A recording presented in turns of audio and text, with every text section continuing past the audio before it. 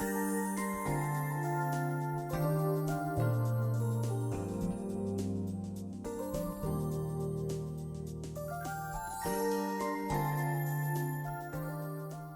evening, everyone.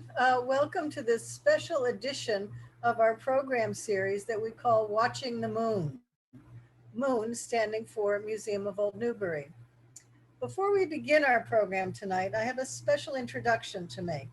As some of you may know, I have recently retired as Executive Director of the Museum of Old Newbury, with my last day having been this past Monday.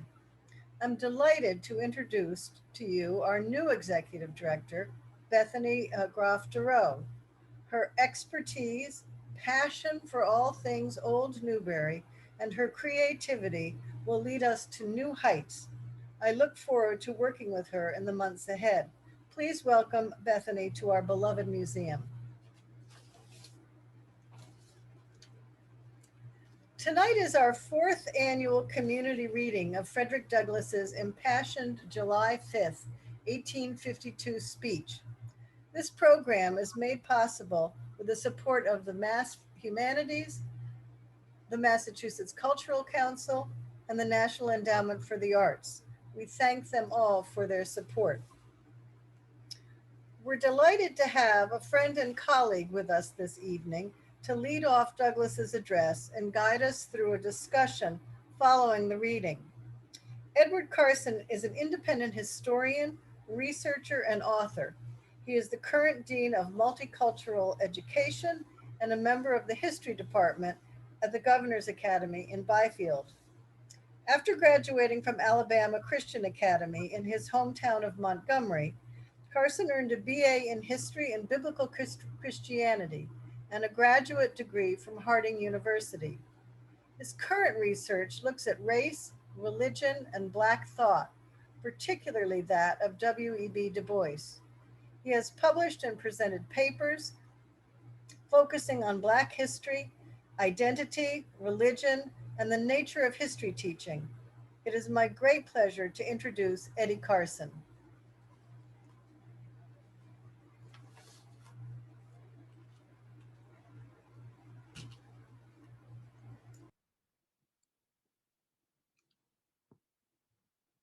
Welcome, folks, welcome. So we're going to see the text pulled up here on the screen. I invite everyone to follow along with me as we navigate our way through this. And as you've heard, please jump in and raise your hand to read some of the paragraphs following.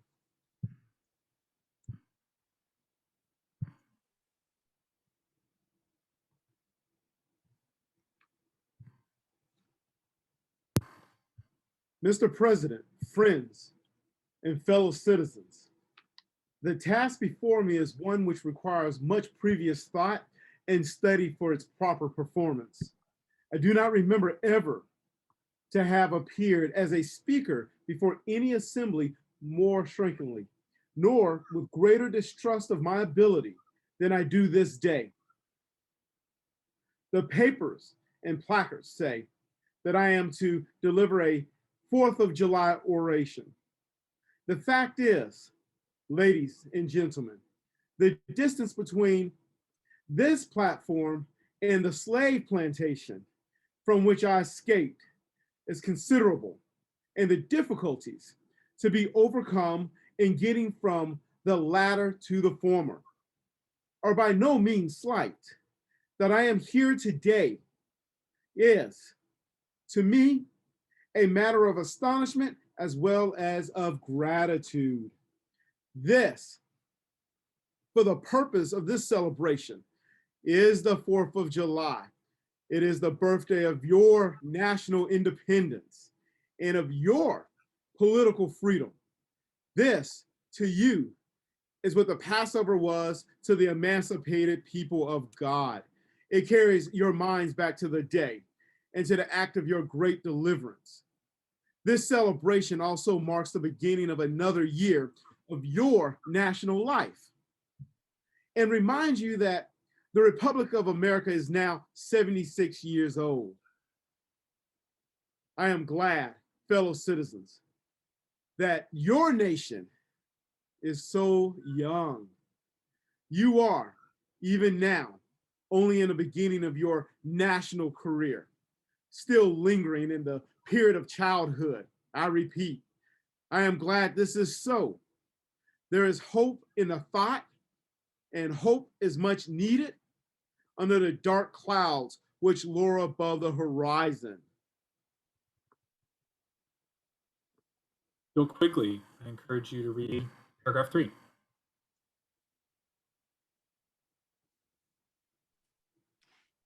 Fellow citizens, 76 years ago, the people of this country were British subjects. The style and title of our sovereign people, of your sovereign people, in which you now glory, was not then born. You were under the British crown. Your fathers esteemed the English government as the home government, England as the fatherland, although a considerable distance from your home, impose in the exercise of its parental prerogatives upon its colonial children such restraints, burdens, and limitations as, in its mature judgment, it deemed wise, right, and proper. But your fathers, who had not adopted the idea of the infallibility of government and the absolute character of its acts, presumed to differ from the home government in respect to the wisdom and the justice of some of those burdens and restraints. They went so far as to pronounce the measures of government unjust, unreasonable, and oppressive, and altogether such as ought not to be citizens, that my opinion of those measures fully accords with that of your fathers. Feeling themselves harshly and unjustly treated by the home government, your fathers, like men of honesty and men of spirit, earnestly sought redress. They petitioned and remonstrated. They did so in a decorous, respectful, and loyal manner. This, however, did not answer the purpose. They saw themselves treated with sovereign indifference, coldness, and scorn, yet they persevered. Thank you, Bill. I encourage people to use the raise hand function so that they might participate further. I don't see anybody yet, so Kristen Fellhaber, thank you. All right. Oppression makes a wise man mad. Your fathers became restive under this treatment. They felt themselves the victims of grievous wrongs, wholly incurable in their colonial capacity. With brave men, there is always a remedy for oppression. Just here, the idea of a total separation of the colonies from the crown was born. It was a startling idea, much more so than we at this distance of time regard it. The timid and the prudent of that day were, of course, shocked and alarmed by it. Their opposition to the then dangerous thought was earnest and powerful, but amid all their terror and affrighted vociferations against it, the alarming and revolutionary idea moved on, and the country with it. Thank you. Beth Blanchard, would you like to read paragraph 6?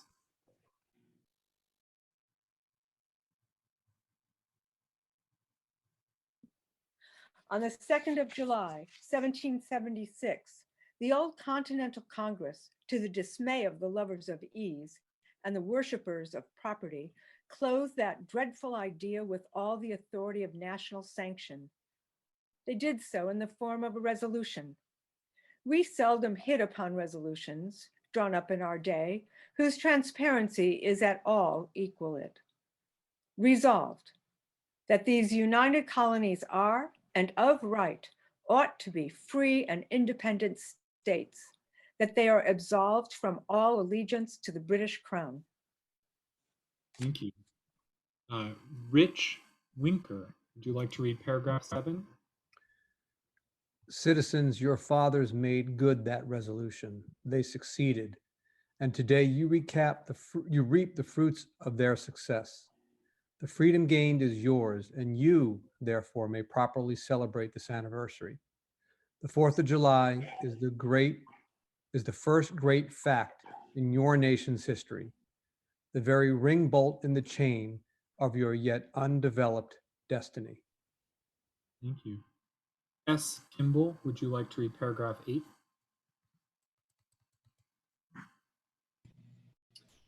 pride and patriotism, not less than gratitude, prompt you to celebrate and to hold it in perpetual remembrance.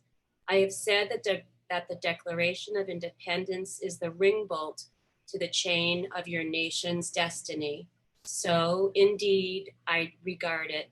The principles contained in that instrument are saving principles. Stand by those principles. Be true to them on all occasions, in all places, against all foes, and at whatever cost. Thank you. Cynthia Rashke, would you like to read paragraph 9?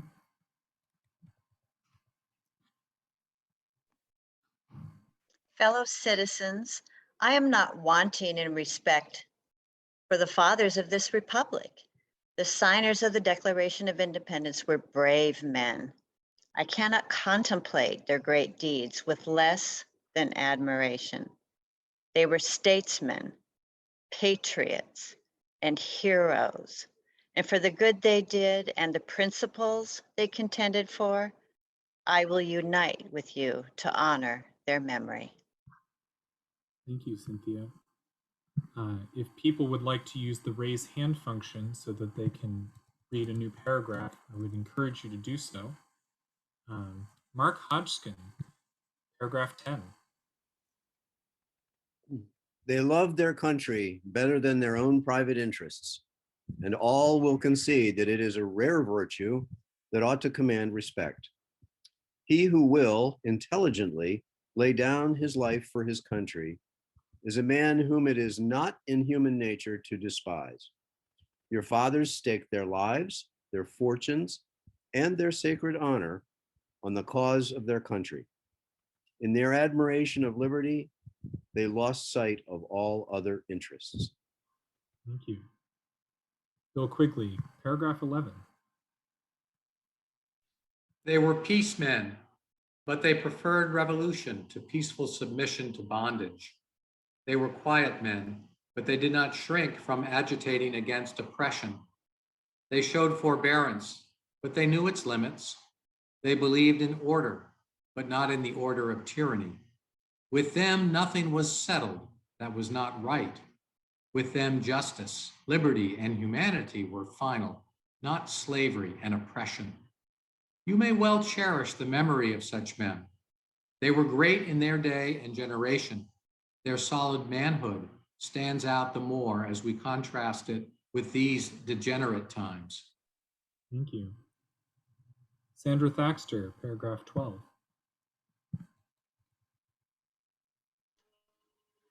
How circumspect, exact, and proportionate were all their movements. How unlike the politicians of an hour. Their statesmanship looked beyond the passing moment and stretched away in strength into the distant future. Mark them, fully appreciating the hardship to be encountered, firmly believing in the right of their cause, wisely measuring the terrible odds against them. Your fathers, the fathers of this republic, laid the cornerstone of the national superstructure which has risen and still rises in grandeur around you. Ken, paragraph 13.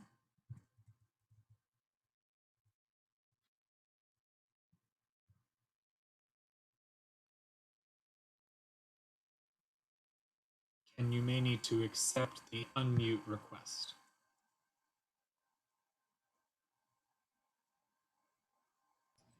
Who is supposed to be reading? I'm sorry, I might have missed that.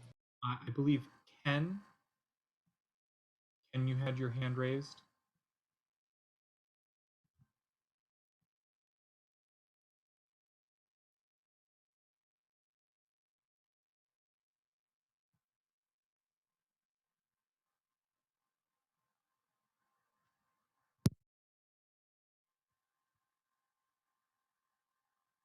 Sounds like Ken is having an audio problem.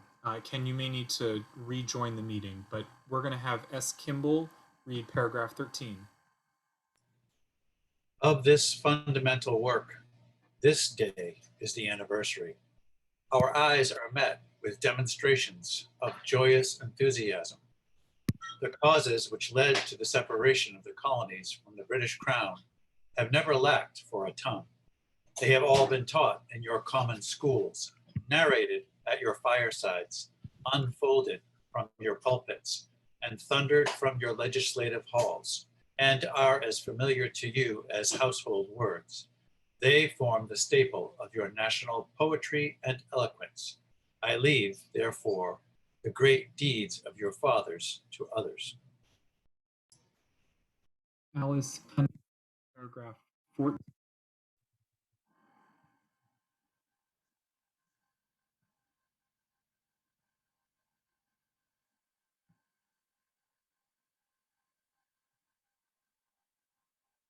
Alice, we can't hear you. Please make sure your microphone is on correctly.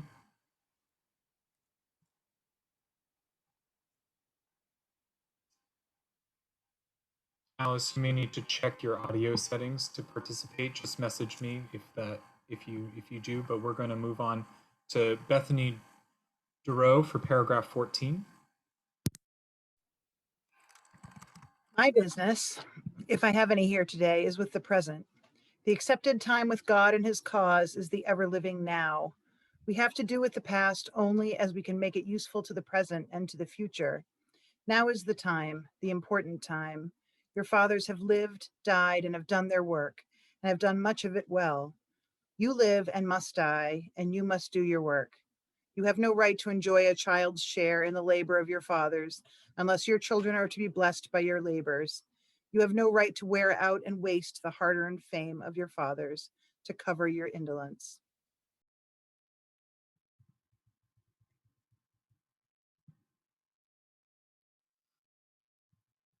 Rich Winker, paragraph 15.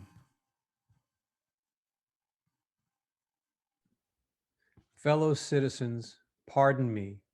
Allow me to ask, why am I called upon to speak here today? What have I, or those I represent, to do with your national independence? Are the great principles of political freedom and of natural justice embodied in that Declaration of Independence extended to us? And am I therefore called upon to bring our humble offering to the national altar and to confess the benefits and express devout gratitude for the blessings resulting from your independence to us? Beth Blanchard, paragraph 16. Would to God, both for your sakes and ours, that an affirmative answer could be truthfully returned to these questions. Then would my task be light and my burden easy and delightful. But such is not the state of the case. I say it with a sad sense of disparity between us. I am not included within the pale of this glorious anniversary. Your high independence only reveals the immeasurable distance between us. Kristen Fellhaber, paragraph 17. The blessings in which you this day rejoice are not enjoyed in common. The rich inheritance of justice, liberty, prosperity, and independence bequeathed by your fathers is shared by you, not by me. The sunlight that brought life and healing to you has brought stripes and death to me. This 4th of July is yours, not mine. You may rejoice. I must mourn. To drag a man in fetters into the grand illuminated temple of liberty and call upon him to join you in joyous anthems were inhuman mockery and sacrilegious irony. Do you mean, citizens, to mock me by asking me to speak today? Thank you. I'd encourage people to use the raise hand function. If this doesn't appear for you, either in the participants panel or the reactions panel, you can always send me a chat message.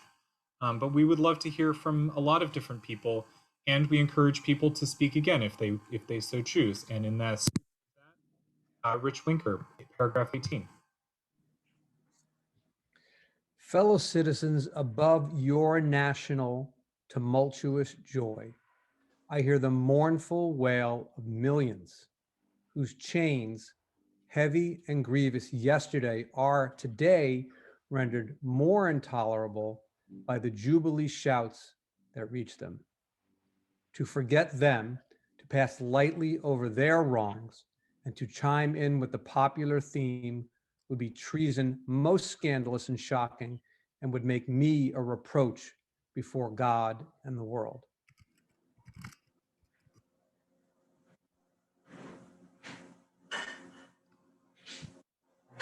Alice Cunningham, paragraph 19. My subject, then, fellow citizens, is American slavery.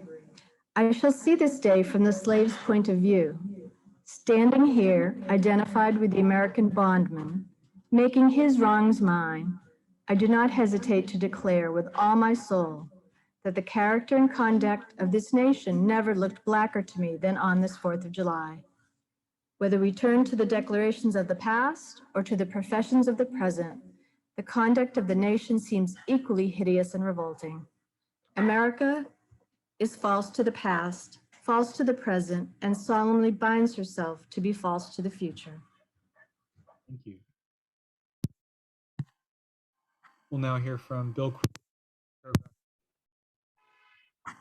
Standing with God and the crushed and bleeding slave on this occasion, I will, in the name of humanity, which is outraged, in the name of liberty, which is fettered, in the name of the Constitution and the Bible, which are disregarded and trampled upon, dare to call in question and to denounce, with all the emphasis I can command, everything that serves to perpetuate slavery, the great sin and shame of America.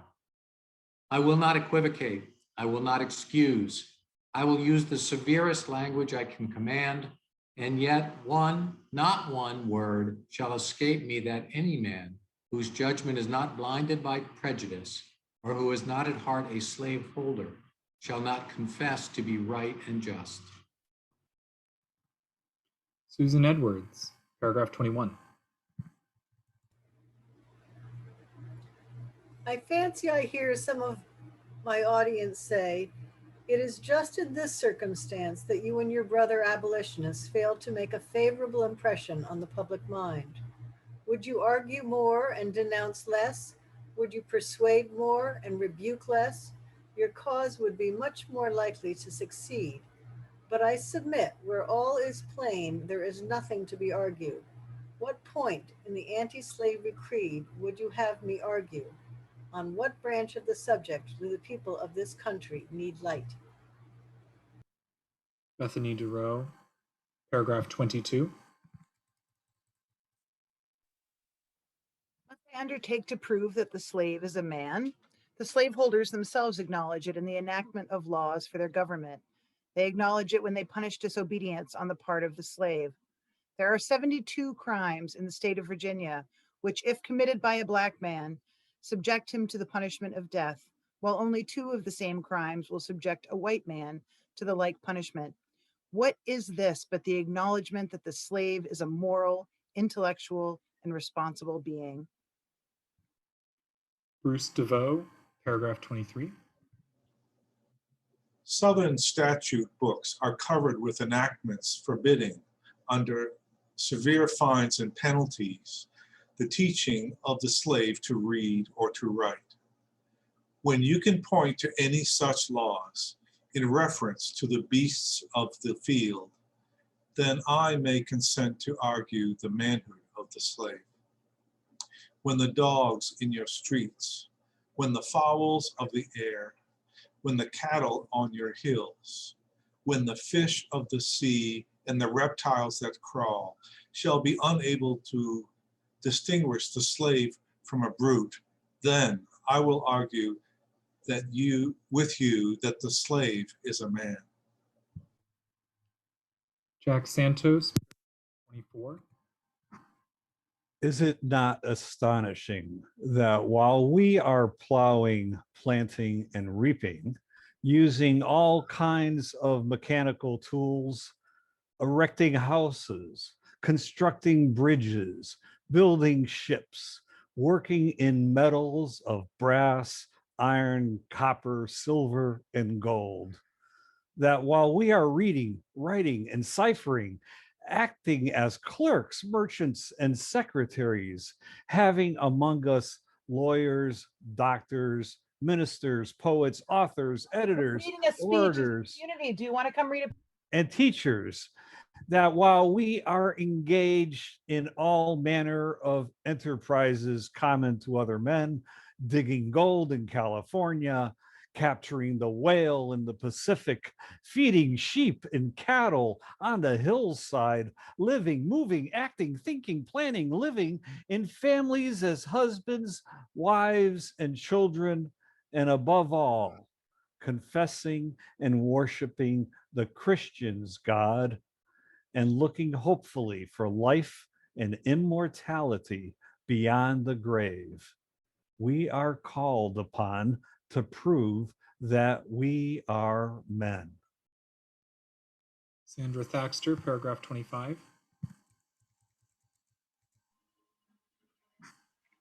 Would you have me argue that man is entitled to liberty?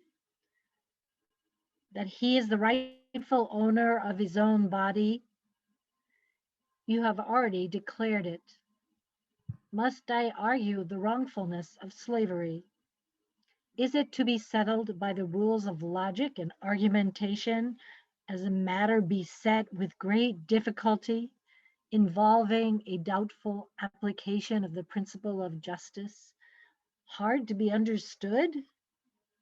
How should I look today in the presence of Americans to show that men have a natural right to freedom? To do so would be to make myself ridiculous and to offer an insult to your understanding. There is not a man beneath the canopy of heaven that does not know that slavery is wrong for him. Mark Hodgson, paragraph 26. What? Am I to argue that it is wrong to make men brutes, to rob them of their liberty, to work them without wages, to keep them ignorant of their relations to their fellow men, to beat them with sticks, to flay their flesh with the lash, to load their limbs with irons, to hunt them with dogs, to sell them at auction, to sunder their families, to knock out their teeth, to burn their flesh, to starve them into obedience and submission to their masters? Must I argue that a system thus marked with blood and stained with pollution is wrong? No, I will not. I have better employments for my time and strength than such arguments would imply. Rich Winker, paragraph 27. What, then, remains to be argued? Is it that slavery is not divine? That God did not establish it? That our doctors of divinity are mistaken? There is blasphemy in the thought. That which is inhuman cannot be divine. Who can reason on such a proposition? I cannot. The time for such argument is past. Beth Blanchard, paragraph 28.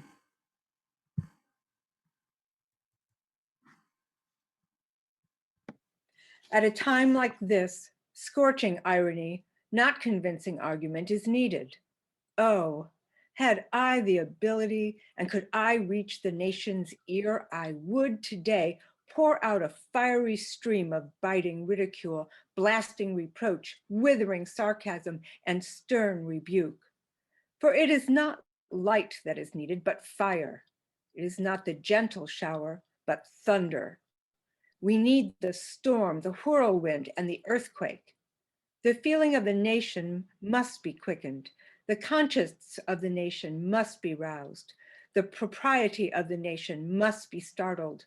The hypocrisy of the nation must be exposed, and its crimes against God and man must be proclaimed and denounced. Bill Quigley, paragraph 29. What to the American slave is Your 4th of July, I answer, a day that reveals to him more than all other days in the year, the gross injustice and cruelty to which he is the constant victim. To him, your celebration is a sham, your boasted liberty an unholy license, your national greatness swelling vanity.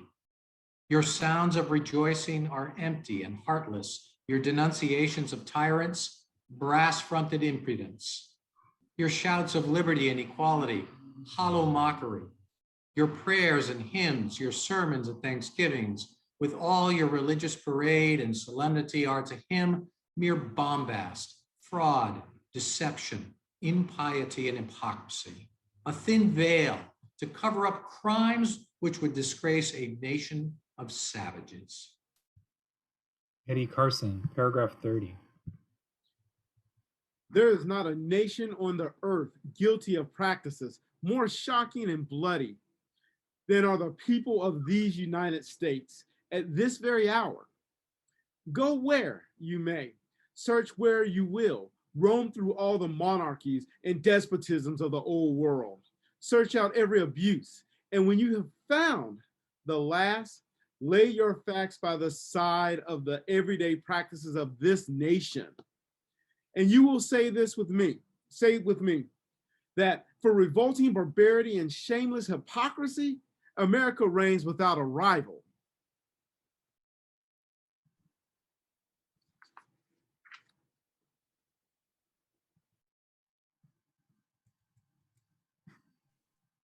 Encourage more people to raise their hands, and we'll go to Jack Santos, paragraph.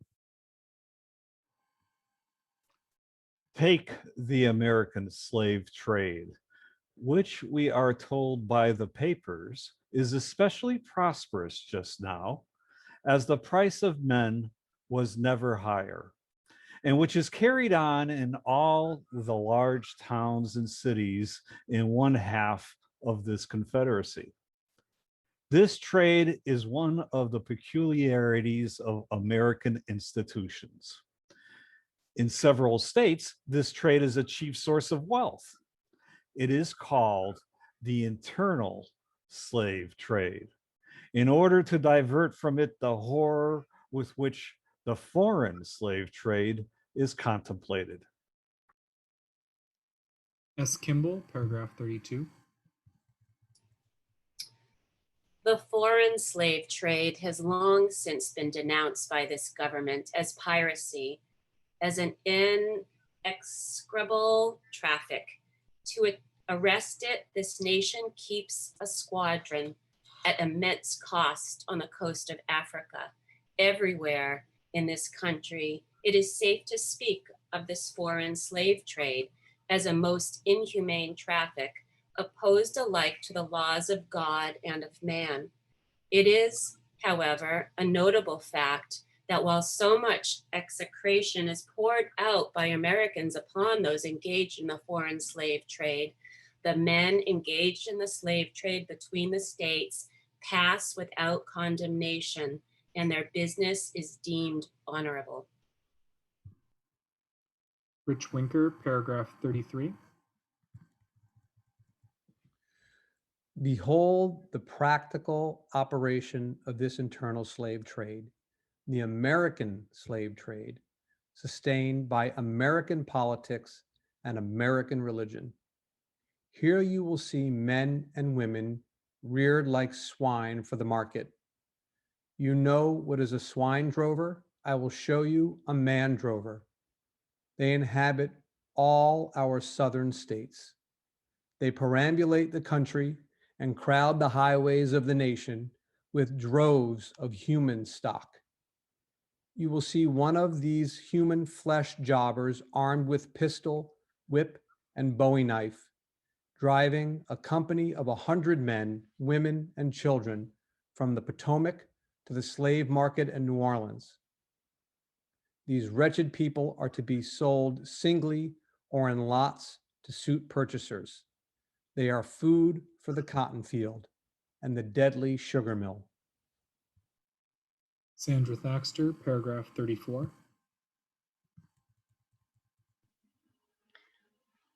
Mark, mark the sad procession as it moves wearily along, and the inhuman wretch who drives them. Hear his savage yells and his blood-chilling oaths as he hurries on his affrighted captives. There, see the old man with the locks thinned and gray. Cast one glance, if you please, upon that young mother whose shoulders are bare to the scorching sun, her briny tears falling on the brow of the babe in her arms. See, too, that girl of 13, weeping, yes, weeping, as she thinks of the mother from whom she has been torn. The drove moves tardily. Heat and sorrow have nearly consumed their strength. Suddenly you hear a quick snap, like the discharge of a rifle. The fetters clank and the chains rattles. Simultaneously, your ears are saluted with a scream that seems to have torn its way to the center of your soul. The crack you heard was the sound of the slave whip. The scream you heard was from the woman you saw with the babe. Her speed had faltered under the weight of her child, and her chains, that gash on her shoulder tells her to move on. Kristen Fellhaber, paragraph 35. Follow this drove to New Orleans. Attend the auction. See men examined like horses. See the forms of women rudely and brutally exposed to the shocking gaze of American slave buyers. See this drove sold and separated forever, and never forget the deep, sad sobs that arose from the scattered multitude. Tell me, citizens, where under the sun you can witness a spectacle more fiendish and shocking. Yet this is but a glance at the American slave trade as it exists at this moment in the ruling part of the United States. Judy Fair.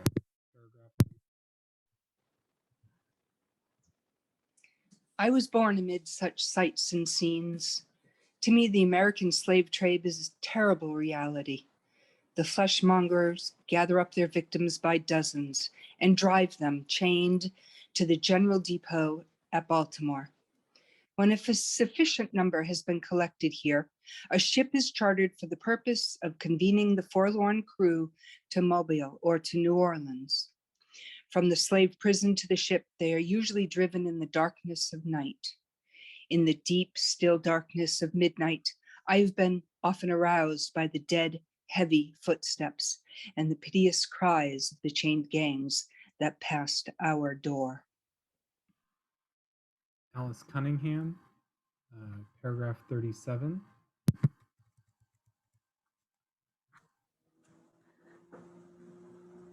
Fellow citizens, this murderous traffic is today in active operation in this boasted republic. In the solitude of my spirit, I see clouds of dust raised on the highways of the South.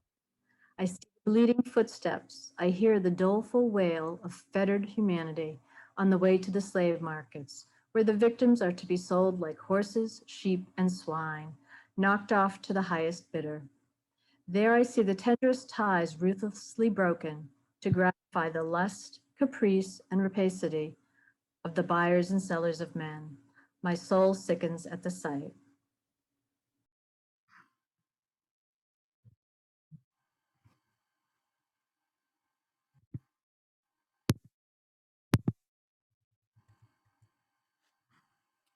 Susan Edwards, paragraph 38.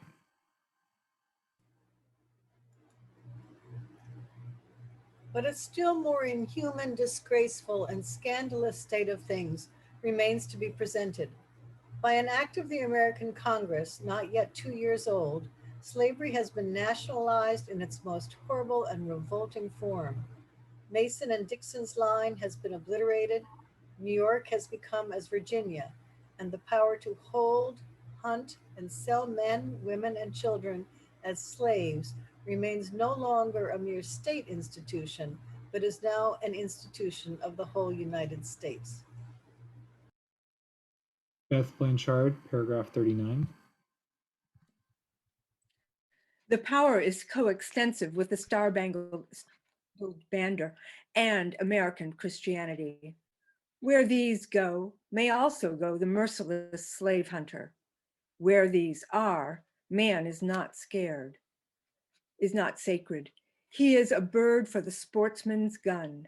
By that most foul and fiendish of all human decrees, the liberty and person of every man are put in peril.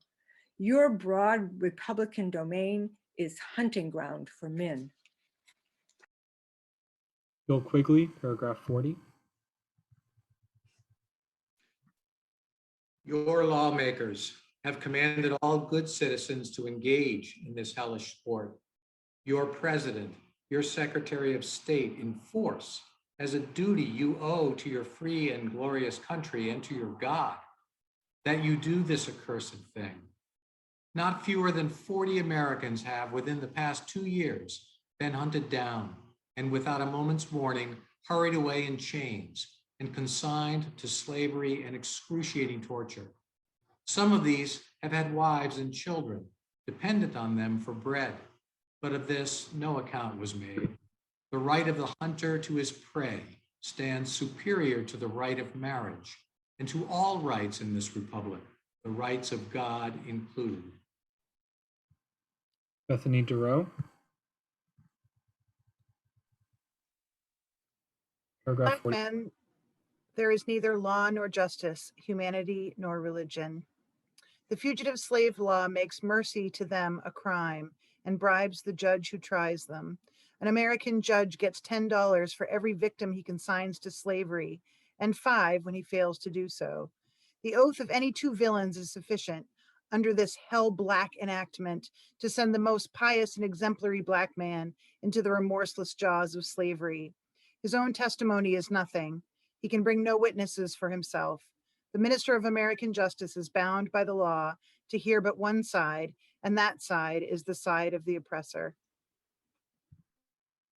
Edward Carson, paragraph 42. Let this damning fact be perpetually told. Let it be thundered around the world that in tyrant-killing, king-hating, people-loving, democratic Christian America, the seats of justice are filled with judges who hold their offices under an open and palpable bribe and are bound in deciding the case of a man's liberty to hear only his accusers. Mark Hodgson, paragraph 43. In glaring violation of justice, in shameless disregard of the forms of administering law, in cunning arrangement to entrap the defenseless, and in diabolical intent, this fugitive slave law stands alone in the annals of tyrannical legislation.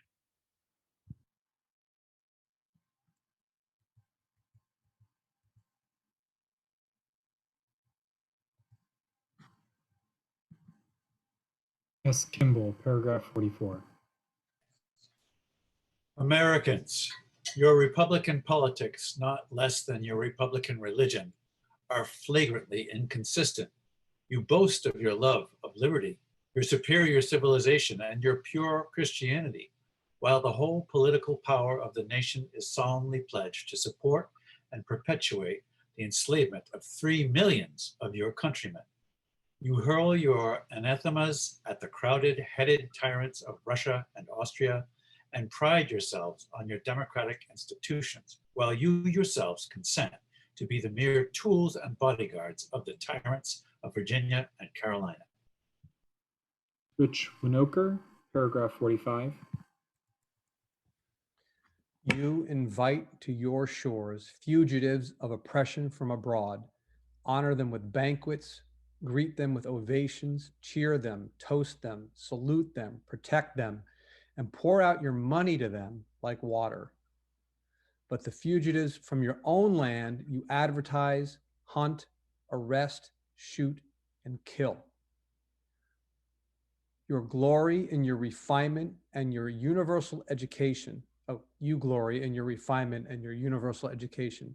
Yet you maintain a system as barbarous and dreadful as ever stained the character of a nation, a system begun in avarice, supported in pride, and perpetuated in cruelty. Judy Fair, paragraph 46. You shed tears over fallen Hungary and made the sad story of her wrongs the themes of your poets, statesmen, and orators. Still, your gallant sons are ready to fly to arms to vindicate her cause against the oppressor. But in regard to the 10,000 wrongs of the American slave, you would enforce the strictest silence and would hail him as an enemy of the nation who dares to make those wrongs the subject of public discourse. You are all on fire at the mention of liberty for France and for Ireland, but are as cold as an iceberg at the thought of liberty for the enslaved American. Bruce DeVoe, paragraph 47.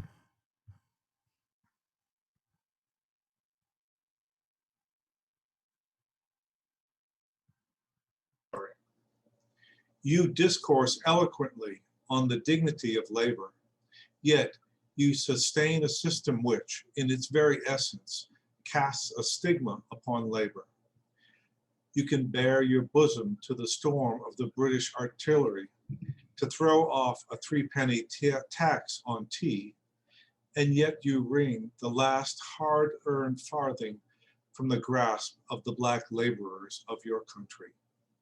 You profess to believe that of one blood, God made all nations of men to dwell on the face of all the earth, and hath commanded all men everywhere to love one another. Yet you notoriously hate and glory in your hatred all men whose skins are not colored like your own. Jack Santos, paragraph 48. You declare before the world and are understood by the world to declare that you hold these truths to be self-evident, that all men are created equal and are endowed by their creator with certain inalienable rights, and that among these are life, liberty, and the pursuit of happiness.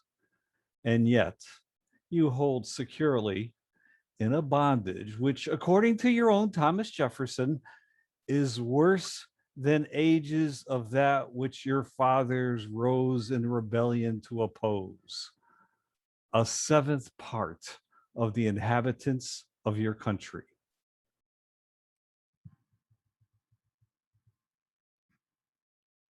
Bethany DeRoe, paragraph 49. Fellow citizens, I will not enlarge further on your national inconsistencies. The existence of slavery in this country brands your republicanism as a sham, your humanity as a base pretense, and your Christianity as a lie. It destroys your moral power abroad. It corrupts your politicians at home. It saps the foundation of religion. It makes your name a hissing and a byword to a mocking earth. Beth Blanchard, paragraph 50. It is the antagonistic force in your government, the only thing that seriously disturbs and endangers your union. It fetters your progress.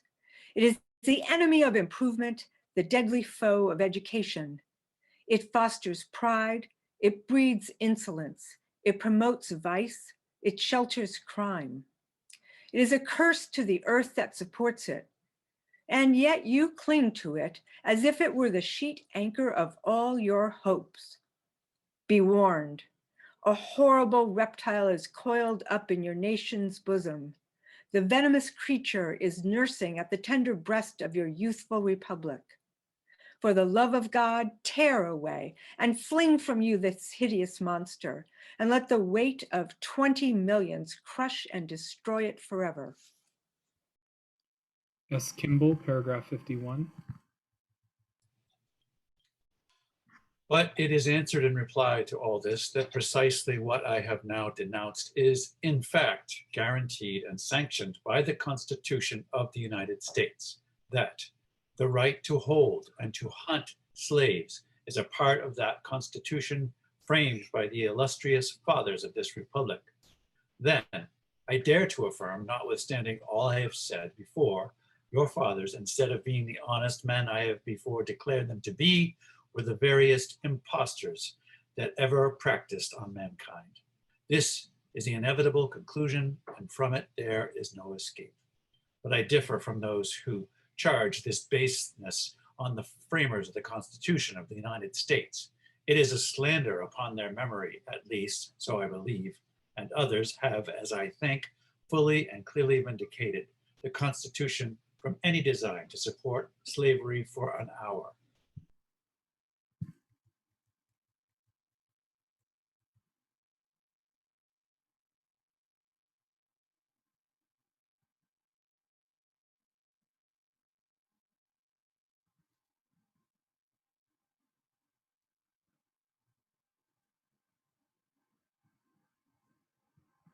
Sandra Thaxter, paragraph 52.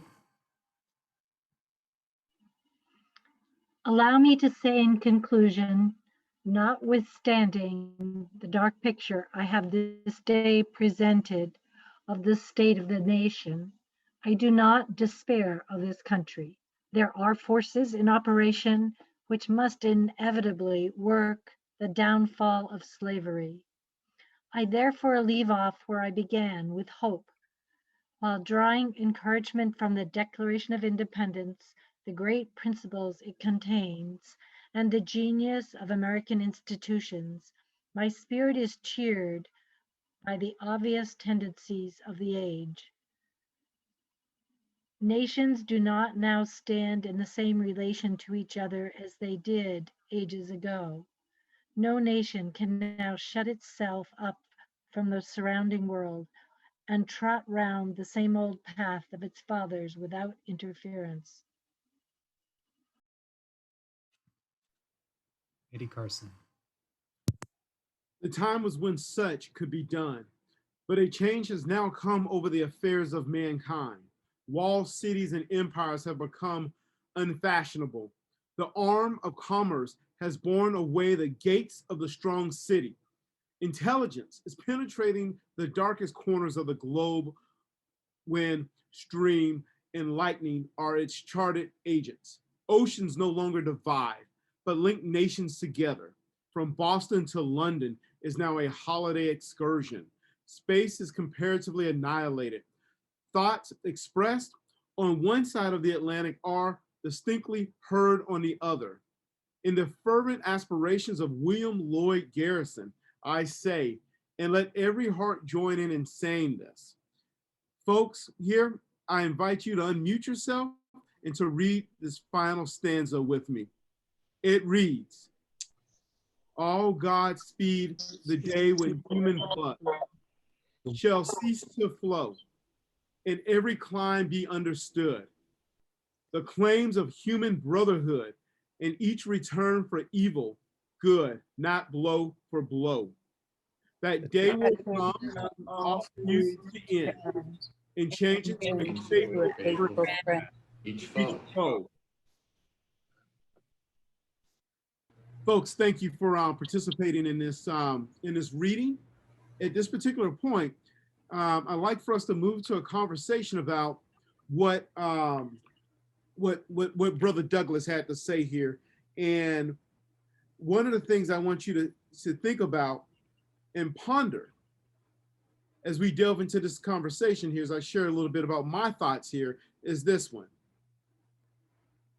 Why is this speech relevant today? We're reading it. We're congregating as brothers, sisters, and non-binary folks. Black, brown, white, Asian, indigenous folks, all folks, right? Thinking about this. Why is this speech relevant here in the 21st century? And as you think about it, I always think that this radical brother, Frederick Douglass, spoke to the enslaved Negroes through this speech. in really asking about what is to the enslaved on the 4th of July, really talking about their plight, and question American churches, American Christianity, democracy, ideology, and the makeup of capitalism as a structure that was in place for the benefit of wealthing a lot of folks over human bodies as commodities and transactional figures. This was a driving force for what I think of as American stagnation. When I think about the relevancy of this speech, I sit there and I think about the fact that we have seen that we have overcome some aspects of the past, and we've overcome so many things looking back into the days and the ages of Douglass. But yet there's this complacent narrative filled with monolithic dreams. And we must now use today to think about those monolithic dreams as we really ponder our future and what that future narrative is going to be and what that future narrative is going to look like. One that will allow for full citizenships of Black folks, because the myth here in the 21st century is that all folks have been earned and granted full citizenship, and that is a falsity. W.E.B. Du Bois's double consciousness describes the two-ness of being African and American, and having to wrestle with that as a Black man in an American country. And what does it mean to be a Black man and to be an American? How to really salute and identify with something when even Brother Du Bois was sitting there and questioning the relevance of Frederick Douglass' speech. Literary figure Ralph Ellison's Invisible Man ponders identity and thinking about the American journey of race. So I say, let us not really party too fast and too much as we delve into the 4th of July, because Brother Douglass wasn't partying at all. He took this point in this period not to go out back and to have a barbecue and a picnic and put up balloons and to have a pool party. Let us think about Du Bois's problem of the 20th century, which he concluded is the problem of the color line. How might we forge past the old calculus and start anew? Let us focus on one national flag, a flag that encompasses the ugliness of slavery, Jim Crow, poverty, police brutality, economic injustice for Black and brown folks here in the 21st century. Let's think critically about the relevancy of this speech.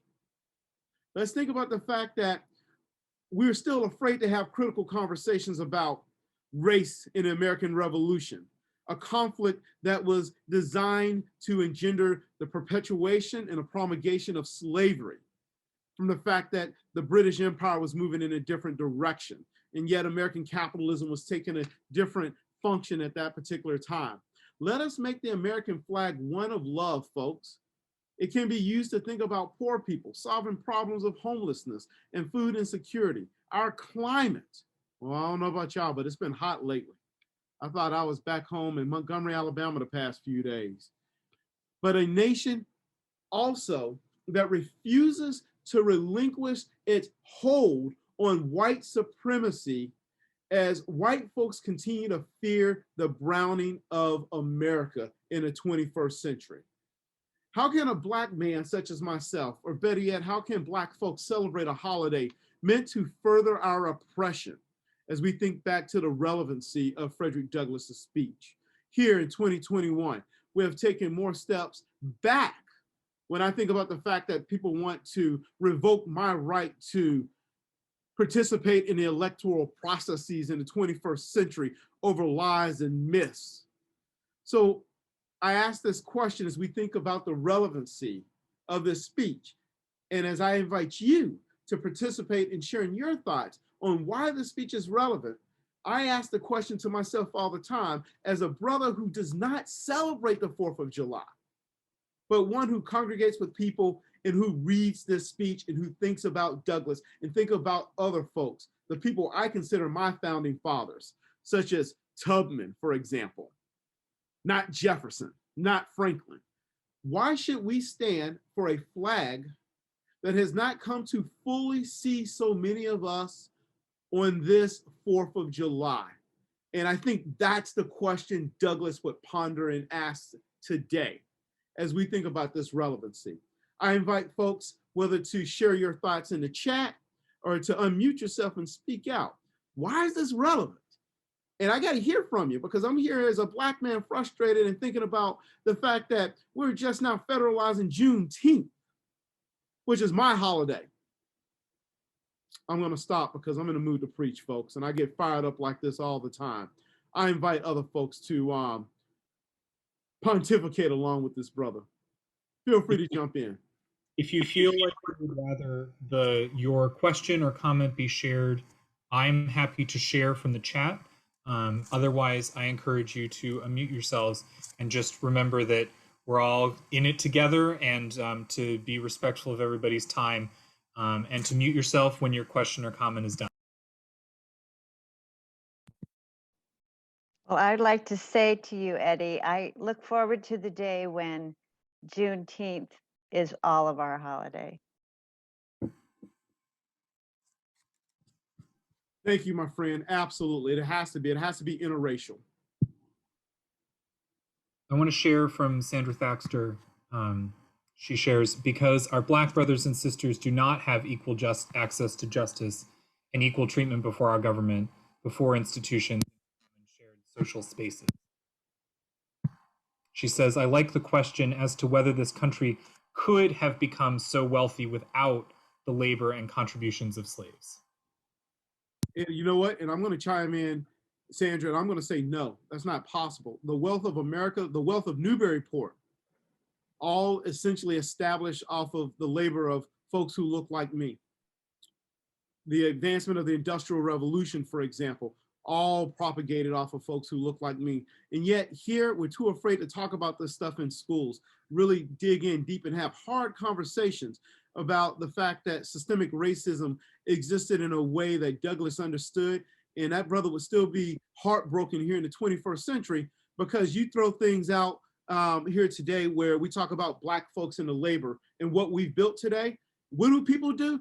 Oh, we can't talk about that. That's like critical race theory. We can't talk about systemic race, systemic racism and all of those things.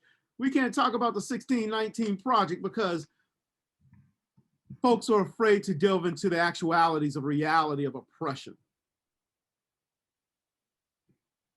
I just want to say that when I listened to that speech, what I'm struck by is the fact that he stood in front of all those people and called that stuff out. And I think while I'm listening to this, I'm thinking to myself, we still have to hear this. And that, you know, I have my aspirational dream that this is who I want us to be. I want us to be this. And so by listening to that, I feel the push of it. And his hands reaching out now and saying, push for it. I don't know the answer. I just know I want it. Thank you, my friend. Aspiration is so important. I'm a pessimistic person because I'm a Black man in America, but I am hopeful, just like you. I have a question. I mean, some of the statistics about how we counted our wealth in early America, that like the ownership of slaves was counted as part of wealth. And it was like some, I forget the percentage, but some huge percentage of the wealth of the country was how the properties that people owned, called slaves, were like 50% of or more of some people's wealth. And they sold them when they went into debt, right? You know, it's like they were just money. You know, my friend, when I was in school, before I decided to, well, I won't go into that narrative, but let's just say this. When I was in school, I had a whole bunch of folks standing in front of a classroom, and here's what they tell Brother Carson. They didn't know what to do with slaves, but they loved slaves. They just didn't know what to do.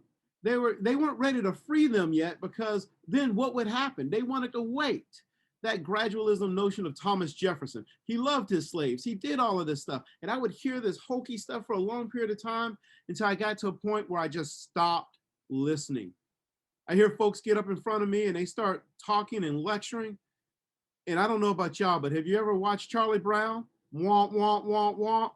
That's the only thing I started to hear after a while. Other folks, why is this speech relevant here in the 21st century? What struck you the most out of this speech? I could say something here, I think. The fight seems like it's going to continue and continue and continue. I think if people didn't resist this, slavery would return. Actually, slavery exists. And it's important to remember that there are lots of people who could get back into this. We had a Supreme Court today make a decision that takes us back to, further guts the Voting Rights Act of 65. It will keep happening. People will believe that the other guy actually quietly won the election, even though he didn't. I mean, the fight goes on, and that's what is a little. When they talk about the Dred Scott decision, I was thinking about the Supreme Court today. It just doesn't. How can this be? I believe that. I'm sorry, Judy, jump in there, my friend. I believe that it's so relevant today, essentially because there's been no righting of the wrong. And I know when I raise my children, if they take something that doesn't belong to them, if they steal something, it's not enough to just teach them to stop stealing. And it's not enough for them to just say sorry. They actually have to return what they took, what belonged to somebody else.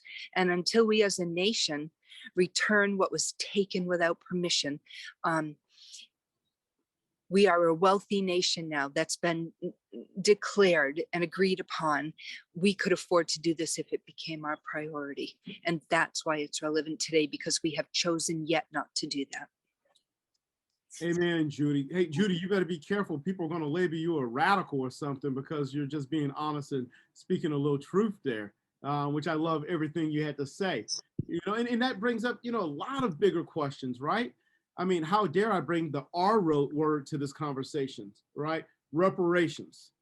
How do we think about that? We think about our indigenous folks on this land, Judy, that you're thinking about too.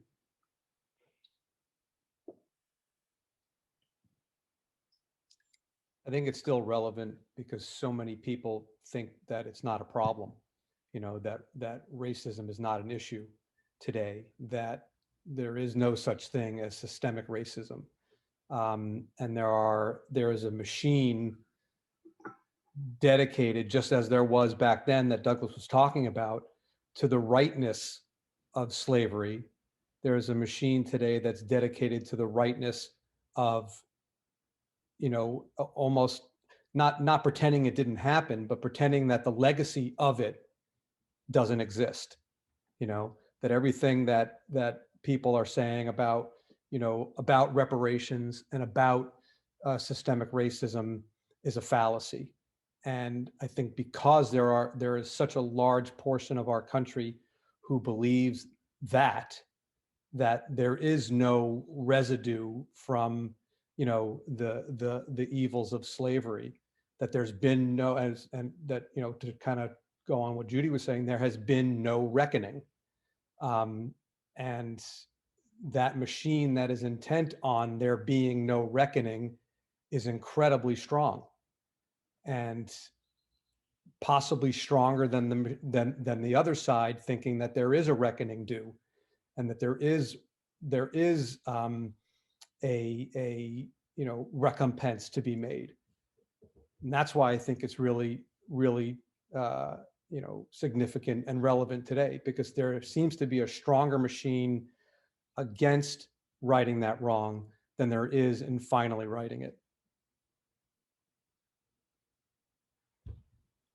Rich, you got me thinking about the fact that, and this was mentioned earlier, I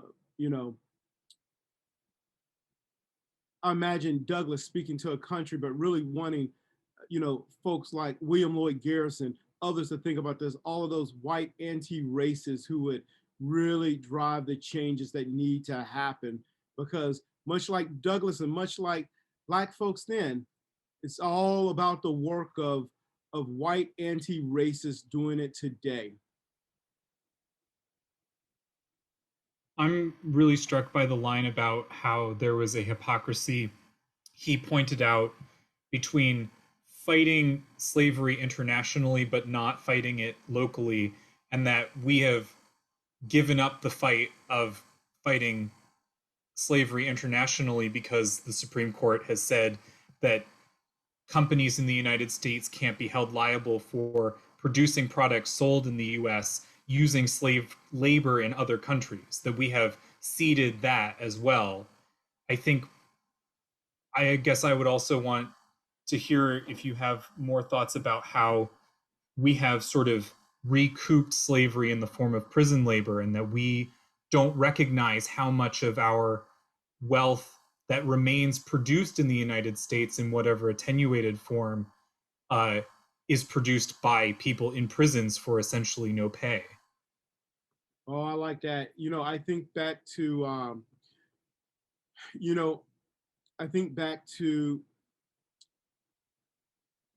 if you've not seen the documentary, and maybe some of you have, go back and look at, I think her name is Ava or Anna DeVarney's. She's a film producer, and she did the documentary 13th and really delve into the realities of mass incarcerations and exploitation of modern day slavery, to a point where she really kind of critiques and questions the 13th Amendment, which I think many of you know, in some places, like Mississippi, for example, I think was the last state to, on the books anyway, fully adopt the 13th Amendment. There's this historian, I heard him speak a number of years ago when I was teaching over at the Brooks School. His name is Douglas Blackman, and he wrote a book called Slavery by Another Name. And he really got into this element of how, we've created this system of capital punishment, but yet that system of capital punishment has been predicated in ways in which we exploit people's labor because we believe most folks in society would find it acceptable. Because again, they're incarcerated for something heinously. And then we know oftentimes that hasn't always been the case too. I definitely, Slavery by Another Name, if you haven't read it, I definitely give that a read. And it's on YouTube if you've not seen 13. It delves into a lot of great points Justin's pointing out here.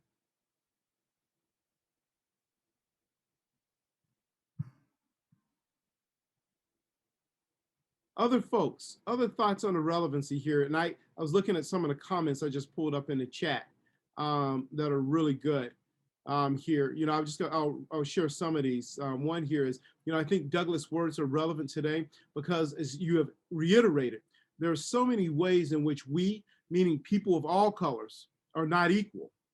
We have much work to do, and overwhelmingly amount. But in order to move forward as a united nation, we have to bring the conversations up and keep talking about it and fighting for racial justice. I love that. And that's it right there. That's the one thing we're afraid to do. Talk about race, talk about inequality, all of those problems, because what happens is the conversation comes up and people start asking, why are we always talking about this? Probably because we never have talked about it. Never. And that's why I like this event right here, because you can't read Brother Douglas without thinking about, a lot of things in that commentaries. This next comment here was, reparations have been done before. We gave reparations to the Japanese who were interned during World War I, however inadequate. Reparations do not mean that some people lose something. We all gain the talent and resources of our African-American population. Oh, if I was back home with my mama, we'll be saying sucky based off that comment right there, because, oh, that's right. I think about reparations, and I'm thinking about the town of Newburyport who need to come to some type of racial reconciliation with its own past and complicity with slavery, which means they may need to build a center to inform, to educate, working with the old Museum of Newburyport, naming buildings off of Black folks and enslaved folks too, right? With such a rich history there. And this next one here, we don't have slavery today, obviously, but we have plenty of other forms of oppression. One of the worst of them is segregation. When I moved to Newburyport 11 years ago, the census data showed that the city was 98% white. A census update a few years ago showed Newburyport was 97% white. We are a segregated community. Amen. Yes, yes, yes, you are. Look at the screen in front of us, all to see that. How does this happen? What's our individual roles in fixing this? Why? Those are some hard questions. And what that means, of course, and I told folks this recently, is that you got to push back on the fact that, I'm not even sure white folks can still afford to live in Newburyport, to be honest with you, right? How do we make this available to people who look like me? Where are the bankers? I want to see the bankers in this space right here who give out loans, who recognize the fact that there are Black and brown folks who come from different communities, who took out a lot of student loans, who had to do a lot of stuff and can't afford to live in those neighborhoods. I think that's an obligation for all of us to do. You know where I'm at. You call me, I'll show up. I'll be the first one to walk in that bank and demand something. So I appreciate that. Other folks, what are you thinking? I'm talking too much on the relevancy of Douglass and anything he said throughout that speech. I want to share a data point because I think it's actually helpful and galvanizing. Newburyport is not 97% white. The census data says it's 90% white. There are people of color here already, and they're here. And so that means that there is already a responsibility to address the fact that this city is not, it maintains and perpetuates all of this, but the reality is it's not as completely white as I think a lot of white people think it is, which is an opportunity to grow more faster. I just looked at the census data, but I think that's a really important thing. We have it in our heads that it is so white, but there are people of color already in the community that you want to be in community with if we want to do better. No, I like that. The only thing I can speak from anecdotally, for y'all who don't know me, I live with this amazing white woman who just been hanging out with me for like 26, 27 years. I'm not sure why. I think she calls herself my wife. And one of the things we enjoy when we go to Newburyport is my favorite line. And we actually have a tracking system on this though. Where are you visiting us from? Where are you visiting us from? So I don't know. We got to delve into that a little bit more. This comment that came up here, banks can make a difference. Let's ask our banks to give loans and disregard the racist credit system, run by the TransUnion and others. You know what? Particularly low-income folks. I think those are the things Douglass would be saying right there. Those action items of relevancy here in the 21st century. Other folks, what's on your mind?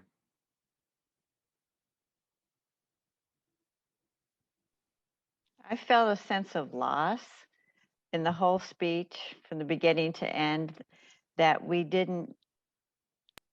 our education system didn't address this years ago. We're talking 40, 30, 20, 10 to last year. Think of, first of all, what we lost is people not being sensitive or knowing the truth. But also too, if such education had reached certain people, a lot more could have been accomplished by today. Thank you, my friend. And isn't that what events like this are for? It's the great thing about this stuff, and we got to continue to do more stuff like that. Because I'm telling you, you give me a microphone, I love educating white folks. And some of those Black folks who don't get it too.